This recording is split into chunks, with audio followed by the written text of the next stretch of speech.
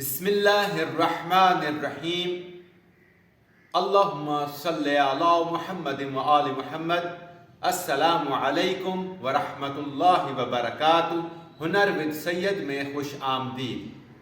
आज हमारे पास ये हायर का HRF 300 का मॉडल है फ्रिज का, और इसमें हमें शिकायत आई है कि ये जो फ्रिज है ये ऑन नहीं हो रहा।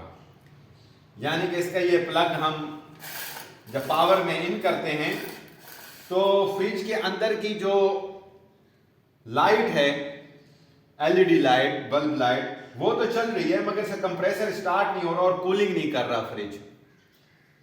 तो हम इसको देखते हैं कि इसमें क्या प्रॉब्लम है और आपको दिखा देते हैं कि ये देखें, इसका हम पावर इन करते हैं। इसमें थोड़ा करीब आ जाओ। अब ये इसकी पावर केबल है और ये इसके अंदर इन करते हैं और देखते हैं कि क्या कंप्रेसर स्टार्ट होता है या नहीं, या फ्रिज के अंदर पावर जो है वो जा रही है या नहीं। तो ये हम इसको इन कर देते हैं इसमें,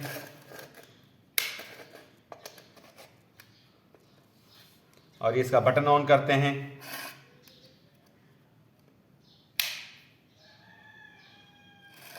मगर देखें ये कंप्रेसर ऑन होने की कोई आवाज नहीं आई। या आपको इसको क्लोजअप में दिखाते हैं, करीब ले आते हैं।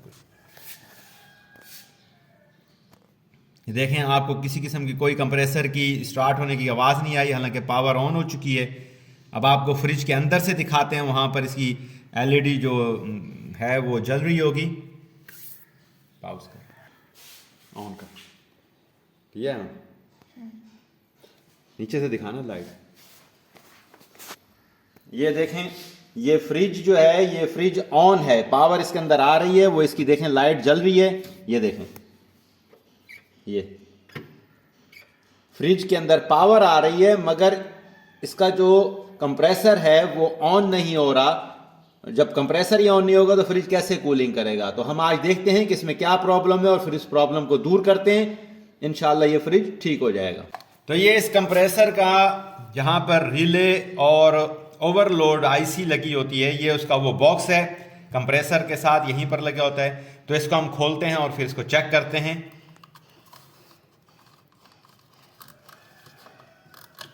इस तरीके से इस बॉक्स को आराम से उतार लेंगे। ये केबल इसके अंदर फंसी हुई थी, ये केबल निकाल लेंगे।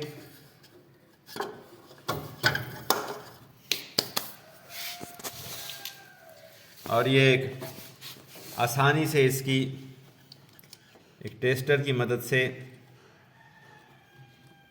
इसका ये एक अर्थिंग वाला स्क्रू है, ये खोल लेते हैं।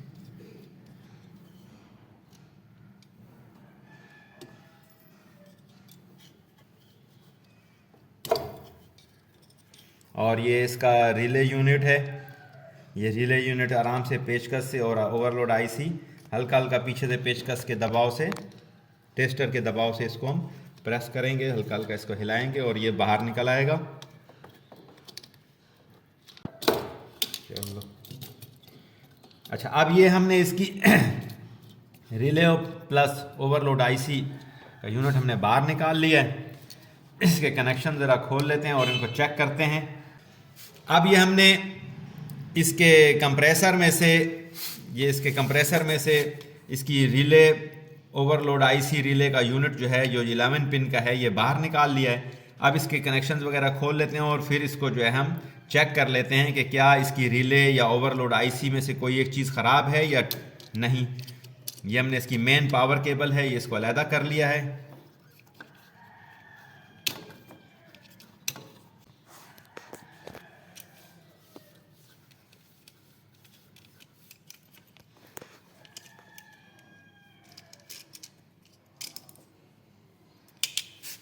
तो ये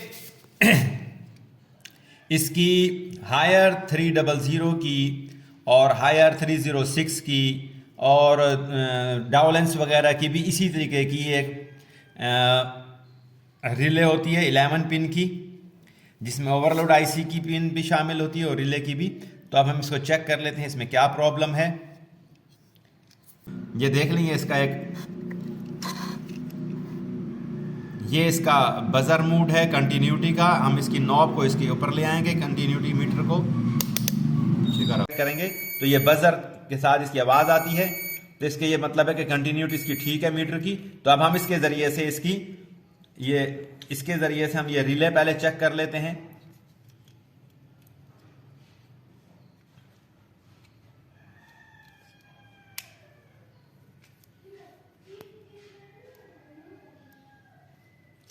ये इसका पॉइंट है, एक जो पावर केबल का होता है और एक दूसरा होता है। अब हम देख लेते हैं इसको, ये देखें, ये अब इसके साथ कनेक्शन शो नहीं कर रहा है। इसकी रिले जो है वो, ये देखें, अब हम इसको टच करते हैं। रिले का एक पॉइंट है, ये एक रिले का पॉइंट टच कर रहे हैं और एक इसका कर रहे हैं। ये देखें आपस में कंटिन्यूटी शो नहीं कर रहा है। तो इसका मतलब ये है कि ये रिले खराब हो चुकी है। तो ये अब हमारे पास एक एक्स्ट्रा रिले पड़ी हुई है, इसको भी इसी तरीके से चेक कर लेते हैं। ये देखें इसकी कंटिन्यूटी, तो ये देखें, ये बजर दे रहा है, ये ऑन कर रहा है, ये ठीक है। इसका मतलब ये हमारे पर एक सही रिले, उसके साथ इसको चेंज कर देंगे। इसकी रिले खराब हो चुकी है। और इसी की दोबारा एक ये ओवरलोड आईसी है, इसको भी चेक कर लेते हैं।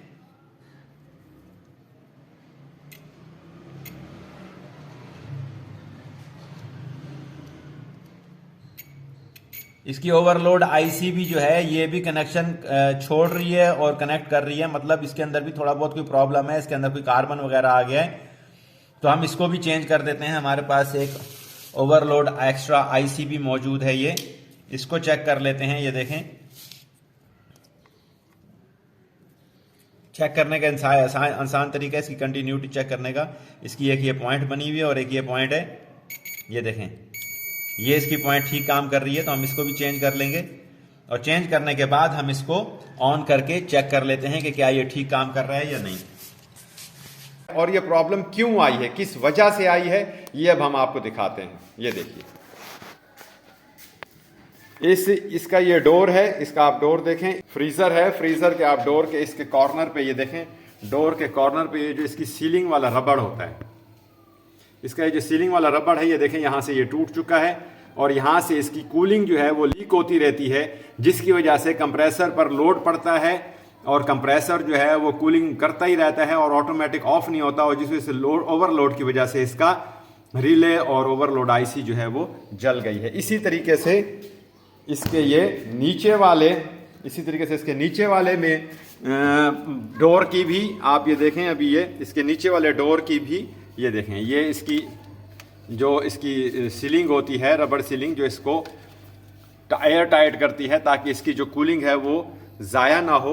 इसका भी ये नीचे वाला हिस्सा पूरे तरीके से ख़राब हो चुका है, टूट चुका है। इसका रबड़ की जो सीलिंग होती है डोर की, ये देखें, ये डोर का पूरा, इसका जो नीचे से डोर के निचले हिस्से में इसकी जो रबड़ की सीलिंग होती है, ट्यूब लगी होती है जो, ये बिल्कुल टूट चुकी है और ये टूट कर इसका अंदर का जो एक हार्ड रबड़ होता है वो भी बाहर निकल चुका है। ये देखें, ये तो ये इसकी वजह से, ये कूलिंग लीक होने की वजह से इसका जो है ओवरलोड आईसी और इसका रिले जो है वो ख़राब हो गया था। ये बेहतर हुआ कि इसके अंदर प्रोटेक्टर ओवरलोड आईसी लगी हुई थी, जिसकी वजह से इसका कंप्रेसर ख़राब नहीं हुआ। अगर प्रोटेक्टर ना होता इसका ठीक, तो ये इसका कंप्रेसर जल जाता और बड़ा नुकसान का सामना करना पड़ता। तो ये एक वजह थी जिसकी वजह से इसकी ओवरलोड आईसी और रिले ख़राब हो गई थी। ये अब हम रिले के कनेक्शन कर चुके हैं। एक दफ़ा आपको मुख्तसरन दोबारा बता देते हैं, तफसील के लिए आप हमारी गुज़िश्ता वीडियो देख सकते हैं। और ये देखें, ये मेन पावर की केबल है, ये इसका फेस का कनेक्शन है स्क्रू वाले नट के अंदर, और ये दूसरे स्क्रू वाले कनेक्शन के अंदर इसका न्यूट्रल का कनेक्शन हमने दे दिया है ब्लू रंग का। और फ्रिज के अंदर से ये एक केबल आ रही है, ये देखें, ये फ्रिज के अंदर से ये केबल आ रही है। इसके अंदर जो ब्राउन वायर है, ये मेन पावर की केबल भी ब्राउन है, तो इसके साथ हमने इसकी ब्राउन के कलर की वायर को अटैच कर दिया है। और ये ब्लू कलर की वायर जो मेन पावर की केबल है, फ्रिज के अंदर से भी एक ब्लू वायर आ रही है, वो भी हमने इस ब्लू वायर के साथ, एक रिले का कनेक्शन है उसके साथ ही हमने ब्लू वायर के कनेक्शन को रिले के अंदर दे दिया है। और ये जो ग्रीन और येलो वायर है, ये अर्थ की है। ये तीनों पॉइंट 1 2 3 ये तीनों अर्थ के होते हैं। एक कनेक्शन अर्थ का जो है कंप्रेसर में से आता है, एक फ्रिज की बॉडी में से आता है, और एक जो है पावर केबल में से ये वाला आता है। तो ये तीनों इसमें इंस्टॉल हो जाते हैं। और ये जो ऊपर एक ओवरलोड आईसी का एक कनेक्शन आप दो देख रहे हैं, एक बड़ा इसके अंदर क्लिप है और एक छोटा क्लिप है। ये सिर्फ साइज़ के लिए दिए गए हैं कि अगर वायर के अंदर छोटा क्लिप है तो आप छोटे में लगा दें, वायर में अगर बड़ा क्लिप है तो बड़े में लगा दें। तो ये जो एक ब्लैक कलर की केबल है, ये रिटर्न थर्मोस्टेट वॉल की केबल आ रही है जो कि ओवरलोड को कंट्रोल करता है। तो ये छोटा क्लिप है तो हम ये छोटे वाले में लगा देते हैं, ये देखें। तो अब ये इसके कनेक्शन जो हैं ये कंप्लीट हो चुके हैं। अब हम इसको इंस्टॉल कर देंगे कंप्रेसर के अंदर। ये देख लें, कंप्रेसर के अंदर ये 3 पॉइंट्स होती हैं, 1 2 और ये 3। आगे ले आना यार अगर। और ये देखें, अब हम इसको इंस्टॉल कर देते हैं। ये कंप्रेसर के अंदर 3 होल हैं, ये देखें पॉइंट के, कंप्रेसर के रिले के अंदर 1 2 और ये 3। इसी तरह कंप्रेसर के अंदर भी 3 पॉइंट्स होते हैं। अच्छा ये देखें, ये कंप्रेसर के अंदर 3 पॉइंट हैं, 1 ये 2 और ये 3।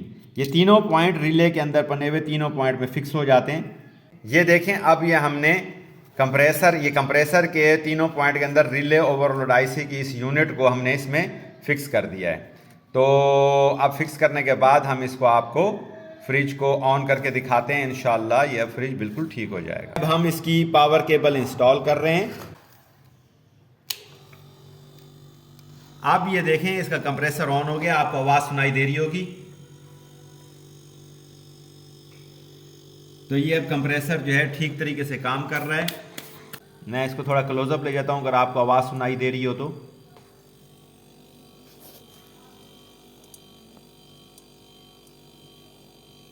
तो ये इस तरीके से एक छोटा सा फॉल्ट था इसका।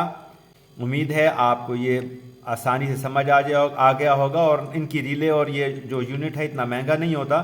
ये कंप्लीट पूरा जो यूनिट है ये 700-800 रुपये का यूनिट मिल जाता है, जिसको आप जो है रिप्लेस करके अपना फ्रिज जो है वो ठीक कर सकते हैं। और जो अमूमन जो है मिसगाइड करते हैं मैकेनिक्स वगैरह, इनके इलेक्ट्रिशियन जो फ्रिज रिपेयर करने वाले होते हैं और हज़ारों रुपए आपसे ईंट लेते हैं, तो ये आप छोटा सा काम खुद भी करके अपने फ्रिज को जो है वो ठीक कर सकते हैं।